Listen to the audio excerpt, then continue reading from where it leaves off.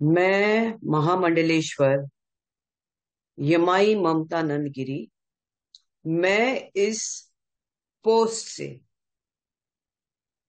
मैं इस्तीफा दे रही हूं।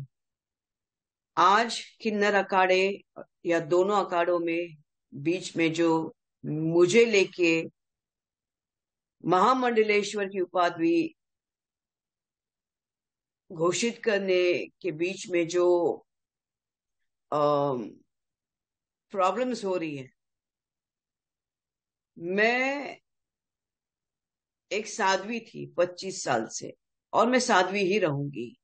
ये महामंडलेश्वर की जो मुझे एक सम्मान मुझे दिया गया था, तो वो एक प्रकार का वो सम्मान होता है जिसने 25 साल स्विमिंग किया हो, उसको महामंडलेश्वर ये कहना कि आज के बाद तुम उस स्विमिंग का जो बच्चे आएंगे उनको तुम ज्ञान देती देती जाना, इसलिए वो पदवी होती है। लेकिन ये कुछ लोगों के लिए आपत्तिजनक हो गया कि जिसने 25 साल तप किया। बॉलीवुड तो 25 साल मैंने छोड़ा, मैं अपने आप गायब रही, वरना मेकअप से बॉलीवुड से इतना दूर कौन रहता है।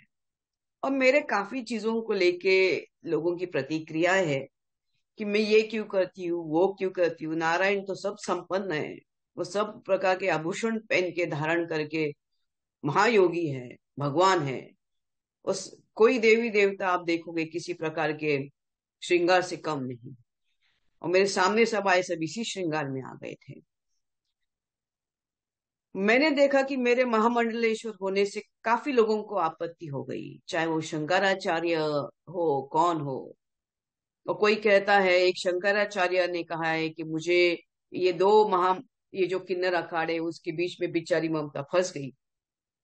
मैं अब ये सब चीजों को देख के ये कहती हूँ कि मेरे जो गुरु है, जिनको जिनके जिनके सानिध्य में मैंने 25 साल घोर तपस्या, उग्र तपस्या की है, इनका उनका नाम है श्री चैतन्य गगनगिरी महाराज। वो सिद्ध महापुरुष थे, उनकी बराबरी में तो मुझे कोई दिखता भी नहीं है।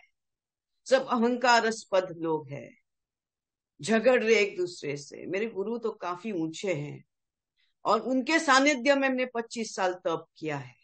मुझे किधर किसी कैलाश में जाने की जरूरत नहीं, मुझे किसी मानस सरोवर या हिमालय में जाने की जरूरत नहीं। सब ब्रह्मांड मेरे सामने है। 25 साल से उनकी मैंने घोर तपस्या की है। लेकिन आज मेरे महामंडलेश्वर होने से जिन जिन को आपत्ति है, हो गई है, जिसकी वजह से ये सब हिमांगी विमांगी है, मैं उनके बारे में कम बोलूं तो बेहतर रहेगा। इनको ब्रह्म विद्या, इनको किसी चीज से कोई लेना देना नहीं, उनको मालूम ही नहीं वो चीज क्या होती है। तो उनको उनके बारे में अभी मैं कुछ बीच में बोलना नहीं चाहती।